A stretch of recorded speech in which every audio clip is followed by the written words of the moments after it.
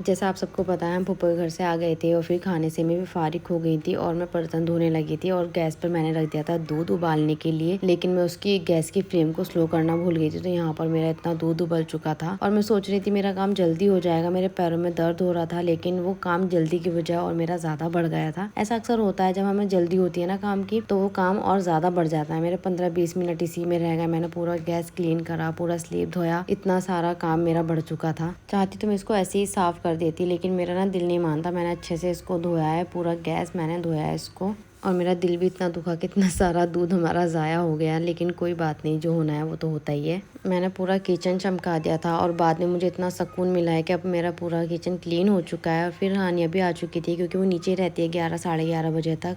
हानिया ने सारे spoon stand से निकाल दिए थे और वो उनको सेल कर रही थी। बोल रही थी कि ये 10 रुपीज़ का है, ये 20 रुपीज़ का है। माशाल्लाह इतना तेज़ दिमाग होता जा रहा है इसका, पता नहीं कहाँ से सीखती है ये सब चीज़ें। यहाँ पर हो चुका था नेक्स्ट डे। हानिया अपनी बाइक से खेल रही थी और मैंने सुबह की कोई क्लिप नहीं ली थी। और लंच में मैं बना रही थी गोश्त, ओनली जो ड्राई वाला होता है ना वो बना रही थी। और ये हड्डी इतनी बड़ी थी कि इसमें मिक्स भी नहीं हो पा रहा था जल्दी से। फिर मैंने इसमें सारे मसाले, जो भी सारी चीज़ें होती हैं, वो सब मैंने इसमें डाली और इसकी लिड लगा दी। सब बोलते हैं ना कि शोरबे वाला ज़्यादा बनाती हूँ। अब देख लो, मैं शोरबे वाला भी बनाती हूँ और ऐसा भी बनाती हूँ। शाम में मैं कर रही थी चिकन की तैयारी। तो यहाँ पर मैं सबसे पहले प्याज फ्राई कर रख रही हूँ, ताकि मैं एकदम से अपना सारा काम कर सकूँ। उसके बाद मैंने चिकन यहाँ पर मैरिनेट करके रख दिया था 1-1.5 घंटा पहले। और इसकी पूरी रेसिपी डिटेल में मैं आपको ज़रूर अगले व्लॉग में दूंगी।